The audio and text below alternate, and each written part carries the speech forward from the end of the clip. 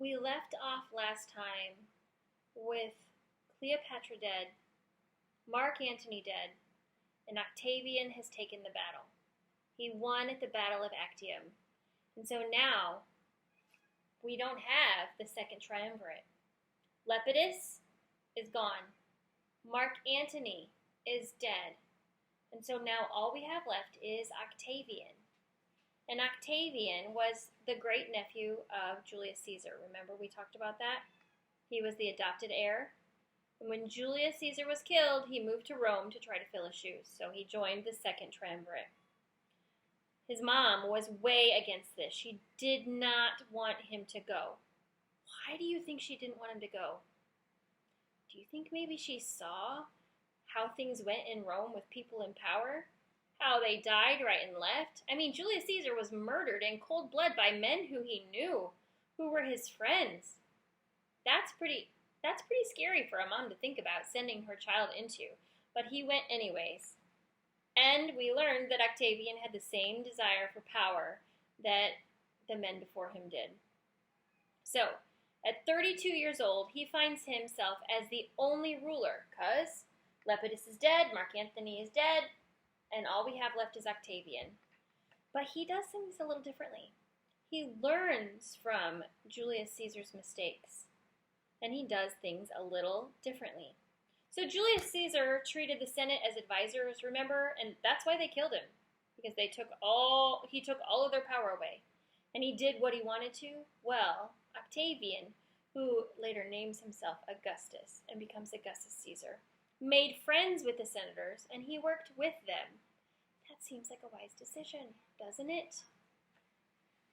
And he ended up the dictator that Julius Caesar had hoped to be. Julius Caesar wanted that power.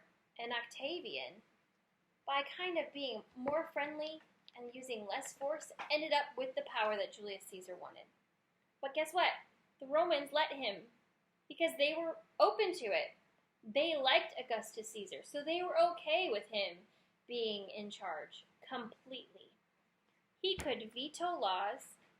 He could declare war without the Senate's approval. He could appoint men to office. He commanded the army.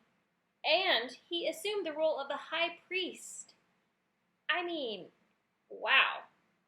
In our government, we have a legislative, executive, and judicial branch, which you will, if you haven't already, you'll learn more about. But each one has a different job, and it's kind of like a balance. Because if one group has all the power, then they can take that power and use it like men tend to do. If you give someone complete power, then they want more and more and more. And so he now had all the power. He was the Pontifex Maximus. I believe Pontifex Maximus, the high priest, the general, the ultimate person over all the army. He could put people in office. So all he had to do was say, you agree with me, you're in charge here. You agree with me, you're in charge here. You don't agree with me, you're out. Okay? You see how he has all of this power, and the Romans just gave it to him. They were fine with him having it. He generously said that he didn't want the name king or dictator. Except that's what he was. You don't have to call it king or dictator for it to be that. He declared himself to be emperor and gave himself the name Augustus. Do you know what Augustus means? Exalted one. We hear those kinds of words when we talk about Jesus, not when we think of a man here on earth. He called himself Augustus, the exalted one. Now, when you hear the word Augustus, what other word comes to mind? August. Remember how Julius Caesar renamed a month after himself? July. Now we have Augustus. Of course, he's got to give himself a month too. So he renames August for himself. But guess what he did? He brought about 40 years of peace and prosperity for the Roman people. That's a lot. I mean, 40 years is a long time to have peace, especially when we think of all of the battles that have been fought and all of the time that the Romans have been spent battling outside of themselves. He was really a good leader of the Roman people, and they trusted him. Even with all that power, they trusted him. So he couldn't have been all bad. But sometimes just a little bit of bad is enough to be bad, isn't it? So, the Roman Empire covered much of what is now Europe. What we think of as Europe now was most of Rome. And the time of peace was called the Pax Romana. Peace. Pax Romana. And that was peace of Rome. And guess what? That peace of Rome lasted for 200 years. So, what happens during peacetime? We've talked about it a lot. When countries are doing well, what did the Greeks do? They had architecture, they had art, they had entertainment and theater. The Minoans, the same thing.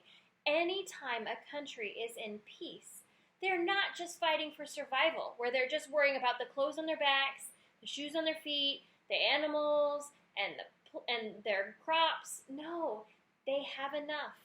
And so they have time to rest and time to enjoy themselves. So the culture grew. They expanded education, they expanded art, they expanded entertainment, they expanded architecture. The people had time and money to enjoy those things, to do more than survive. They built temples, they built bathhouses and theaters. And of course, we know Augustus renamed August after himself. Boundaries were then set based on natural features. So like if there was a river, that was a boundary. A natural land division so that it was easier to keep track of their boundaries.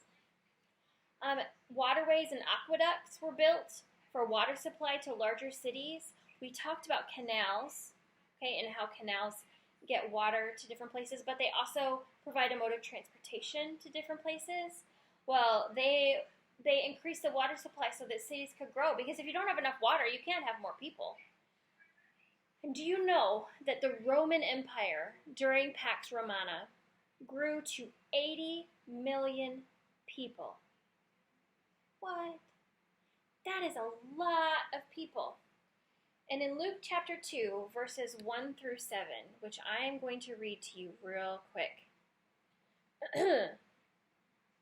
it talks about Augustus Caesar.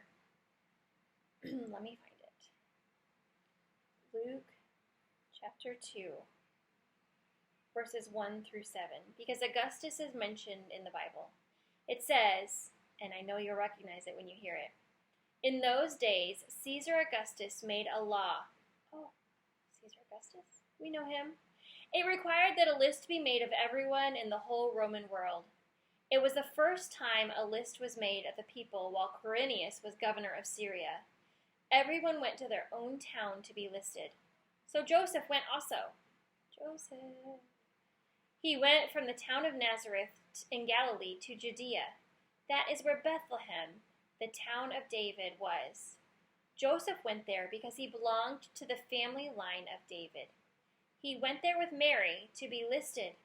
Mary was engaged to him. She was expecting a baby. While Joseph and Mary were there, the time came for the child to be born. She gave birth to her first baby, and it was a boy. She wrapped him in large strips of cloth. Then she placed him in a manger.